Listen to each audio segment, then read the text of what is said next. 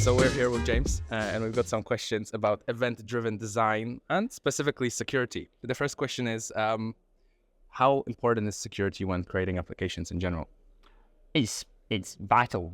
So I work for AWS, for clarity, and there's a mantra at AWS, which is security is job zero. Like, security is the first thing you should think about. And even whatever application you're building, if you're building like a bank, it's obviously incredibly important, but whatever kind of system you're building, then yeah, security needs to be something that is thought about for sure.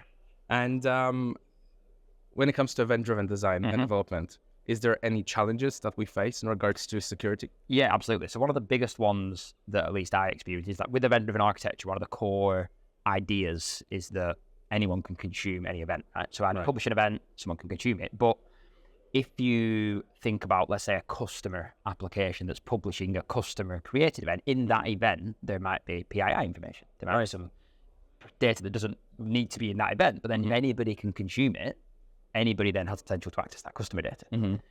So that's typically where I see the most challenges around security is actually what is in that event, and is there anything in that event that needs to have different kind of authorization requirements?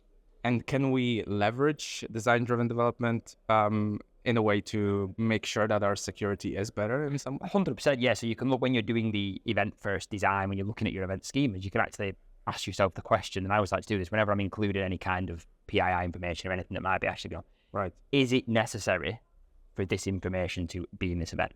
Right. If it is, then fantastic. If it isn't, then don't include it. And you might have a secondary, you might have an API call that people need to make to get that information that's then authenticated. So they need to get that additional information, they can do a way of doing it. Another pattern I've seen very quickly is maybe to have two separate event buses. So you have a one event bus that anybody can subscribe to.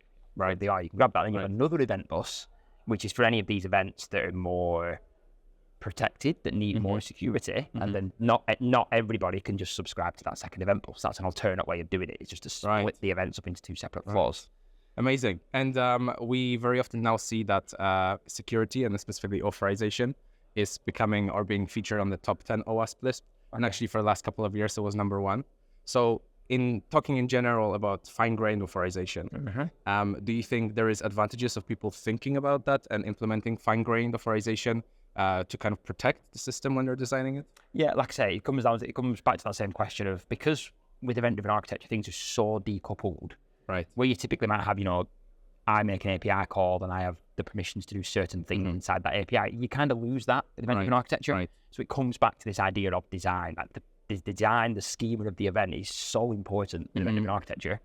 So that's where you would ask that same question. Is this thing I'm included necessary in this event? And if it is, how do we handle that? Whether that is a separate event bus, whether that is an API, whatever that might be. All right. And when it comes to the actual planning of designing such a system, do you think that people should design their own, or maybe they should outsource a solution that is already built by a company that perhaps, knows what they're doing? Yeah, I mean, it depends on the experience. If you're brand new to event-driven architecture, having someone with experience doing things like event storming can be really useful. Right. If you've got the experience in-house, then yeah, do it in-house. Amazing. Awesome.